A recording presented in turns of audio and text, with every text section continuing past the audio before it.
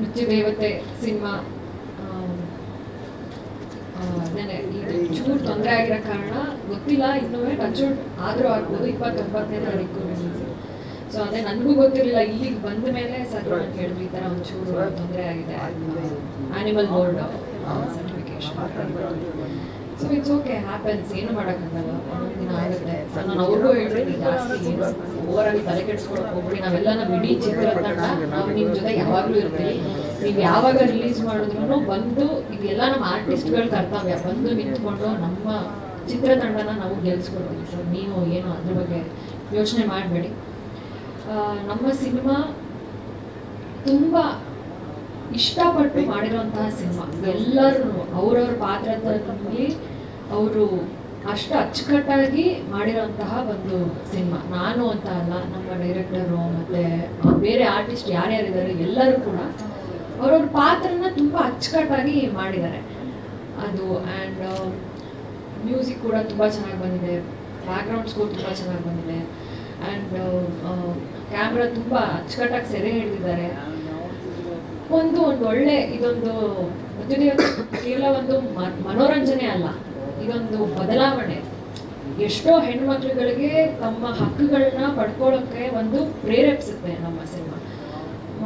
ಈಗಿನ ಜನ್ರೇಷನ್ಗೆ ಒಂದು ಏನಂತಾರೆ, ಎಷ್ಟೊಂದು ಕಡೆ ಅತ್ಯಾಚಾರಗಳು ನಡೀತಾನೆ ಇರುತ್ತೆ, ಈಗಲೂ ನಡೀತಾ ಇದೆ. ಸರ್ವೆ ಪ್ರಕಾರ ನೋಡಕ್ ಹೋದ್ರೆ ಪ್ರತಿ 6 ನಿಮಿಷಕ್ಕೆ ಒಂದು ಹೆಣ್ಮಗು ಮೇಲೆ ಅತ್ಯಾಚಾರ ನಡೀತಾ ಇದೆ.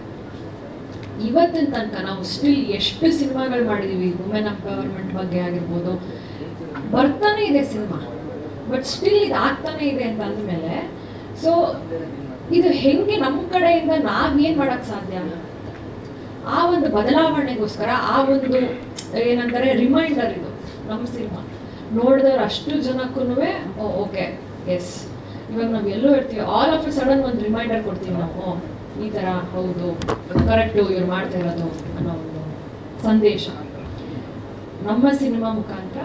ಈ ಸಂದೇಶನ ನಾವು ಖಂಡಿತವಾಗ್ಲೂ ಎಲ್ಲ ಹೆಣ್ಣು ಮಕ್ಕಳುಗಳನ್ನು ನೋಡಬೇಕು ಈ ಸಿನಿಮಾನ. ಹಾಗೆ ಹೆಣ್ಣೆತ್ತ ಎಲ್ಲ ತಂದೆ ತಾಯಿರು ಕೂಡ ಬಂದು ನಮ್ಮ ಸಿನಿಮಾನ ನೋಡಬೇಕು. ಸೊ ಅಂತ ನಾನು ಕೇಳ್ಕೊತೀನಿ. ಖಂಡಿತ ಮೃತ್ಯುದೇವತೆ ಆದಷ್ಟು ಬೇಗ ನಿಮ್ಮ ಮುಂದೆ ಬರ್ತಾ ಇದೆ. ದಯವಿಟ್ಟು ಎಲ್ಲರೂ ನೀವು ಚಲನಚಿತ್ರ ನೋಡಬೇಕು, ಥಿಯೇಟರ್ಗೆ ಬಂದು ನೋಡಬೇಕು ಅಂತ ನಾನು ಕೇಳ್ಕೊತೀನಿ. ಹಾಗೆ ನಿಮ್ಮ ಪ್ರೀತಿ ಸಹಕಾರ ಇದೇ ರೀತಿ ನಮ್ಮ ಇಡೀ ಚಿತ್ರತಂಡದ ಮೇಲೆ ಹೀಗೆ ಇರಲಿ ಅಂತ ನಾನು ಕೇಳ್ಕೊತೀನಿ. So thank you so much sir. ನಿಮ್ಗೆ ಏನಿದ್ರು ಕೇಳ್ಬೋದು ಸರ್. ಸರ್ ಇದಾ ಸರ್, ಮತ್ತು ಒಂದು 8ನೇ ಸಿನಿಮಾ ಸರ್.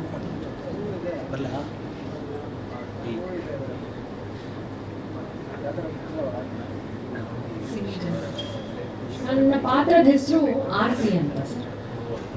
ಆರ್ತಿ ಮತ್ತೆ ನಾನು, ನನ್ನ ಸಾರಿಕಾ ಏನಿದ್ದಾರೆ ಅವರಿಬ್ರು ನಾನು ಒಂದೇ ತಕ್ಳಿಗೆ ಹಾಕ್ತೀನಿ. ಯಾಕಂತಂದ್ರೆ ನಾನು ಹೆಂಗಿದ್ದೀನಿ ಅದೇ ರೀತಿ ಇದೆ ಪಾತ್ರ, ನನ್ನ ನಿಜ ಜೀವನಕ್ಕೆ ಕನೆಕ್ಟ್ ಆಗತ್ತೆ. ಯಾಕಂತಂದ್ರೆ ಅವಳು ಮುಗ್ಧ ಹುಡುಗಿ, ಅವಳಾಯ್ತು, ಅವಳ ಕೆಲಸ ಆಯ್ತು, ಒಂದು ಡೆಲಿವರಿ ಮಾಡೋಂಥ ಒಂದು ಹುಡುಗಿ, ಸ್ವಿಗ್ಗಿ ಝೊಮ್ಯಾಟೋದಲ್ಲಿ ಡೆಲಿವರಿ ಮಾಡೋಂಥ ಒಂದು ನಾರ್ಮಲ್ ಹುಡುಗಿ. ಒಂದು ಪ್ರತಿಯೊಬ್ಬ ಹೆಣ್ಣು ಮಗಳಲ್ಲೂ ಒಂದು ಶಾಂತತೆ ಇರುತ್ತೆ, ಇಲ್ಲ ಎಕ್ಸ್ಟ್ರೀಮ್ ಲೆವೆಲ್ ಕಾಳಿ ಕೂಡ ಆಗ್ತಾರೆ. ಅಷ್ಟು ಲೆವೆಲ್ ಎಕ್ಸ್ಟ್ರೀಮ್ ಇರುವಂತಹ ಒಂದು ಶಕ್ತಿ ಅಂತಂದ್ರೆ ಅದು ಹೆಣ್ಣಿಗೆ ಮಾತ್ರ ಸಾಧ್ಯ ಹೇಳ್ಬೇಕು ಅಂತಂದ್ರೆ. ಅದಕ್ಕೆ being women it self is a super power ಅಂತ ಹೇಳ್ತೀವಿ ನಾವು.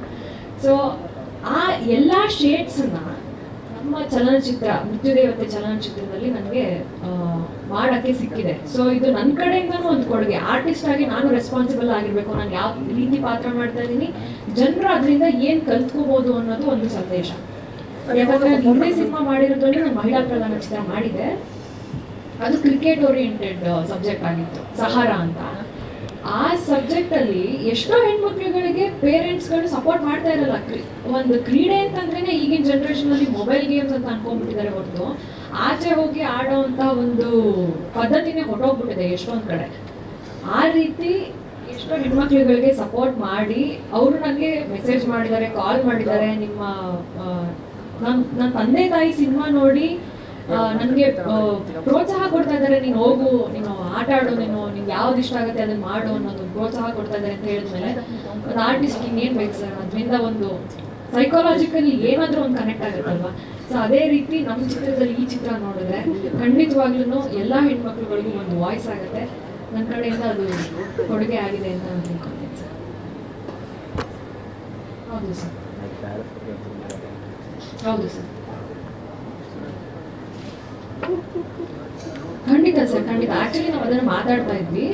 ಯಾಕಂತಂದರೆ ನಮ್ಮ ಸಿನಿಮಾ ಏನಿದೆ ಅದು ವುಮೆನ್ ಎಂಪವರ್ಮೆಂಟ್ಗೆ ತುಂಬ ಇದೆ. ನಾವು ಆ್ಯಕ್ಚುಲಿ ಇದನ್ನು ನಾವು ಏನು ಹೇಳ್ತೀವಿ ಅಂತಂದರೆ, ವುಮೆನ್ ಎಂಪವರ್ಮೆಂಟು ಅದು ಇವತ್ತಿನ ತನಕ ಅದ್ರ ಬಗ್ಗೆ ಮಾತಾಡ್ತಾನೆ ಇದ್ದೀವಿ ಅಂತಂದರೆ it's not only about us women ಅಂತ ಅಲ್ವೇ ಅಲ್ಲ ಅಲ್ವಾ. ಇವಾಗ ಒಂದು ಎಜುಕೇಷನ್ ಕೊಡಬೇಕು ಅಂತಂದರೆ ಒಂದು ಹೆಣ್ಮಗುಗೆ ಚಿಕ್ಕ ವಯಸ್ಸಿಂದನೂ ನಾವು ಕೊಡ್ತೀವಿ ಸರ್. ಬೇಸಿಕ್ ಏನು, ಗುಡ್ ಟಚ್ ಬ್ಯಾಡ್ ಟಚ್ ಅಂದ್ರೆ ಏನು, ಹೆಂಗಿರಬೇಕು, ಯಾರ ಜೊತೆ ಹೆಂಗೆ ಮಾತಾಡಬೇಕು, ಎಷ್ಟು ರೆಸ್ಪೆಕ್ಟ್ ಕೊಡಬೇಕು ಒಬ್ಬರಿಗೆ ಅಂತ.